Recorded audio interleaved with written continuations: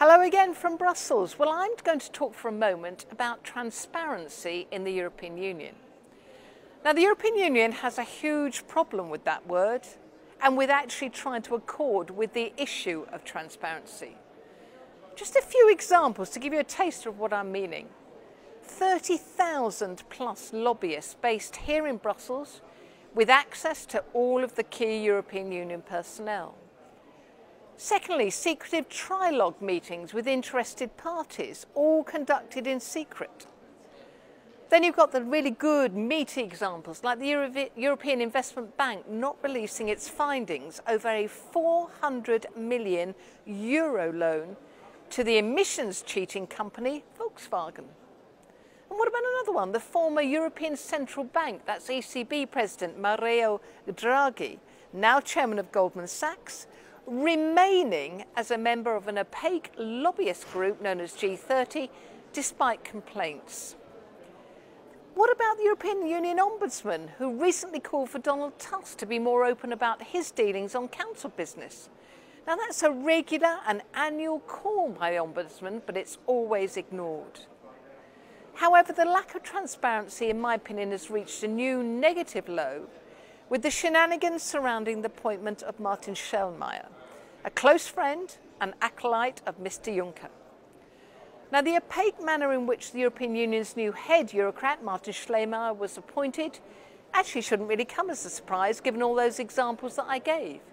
He also happens to be one of the Commission President's best friends and is deeply embedded within the Euro elite.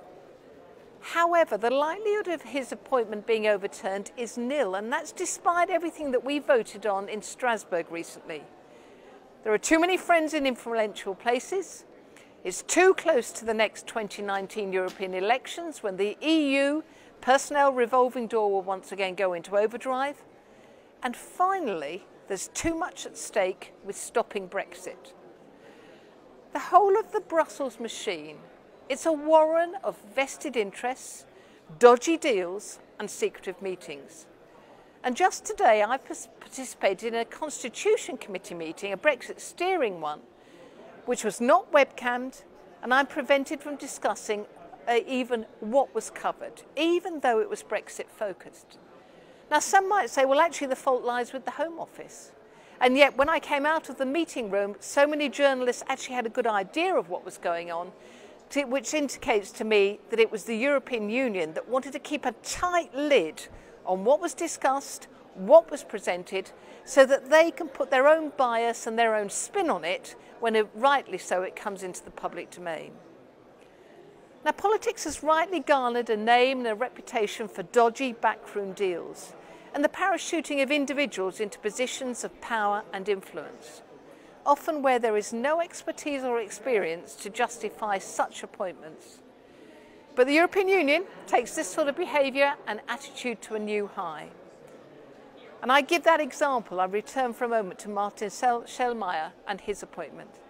Now, I can only hope that Brexit does truly happen and that the United Kingdom is able to disconnect from the dark world of secrecy, intrigue and dishonesty which governs rule-making here in the European Union. Bye for now.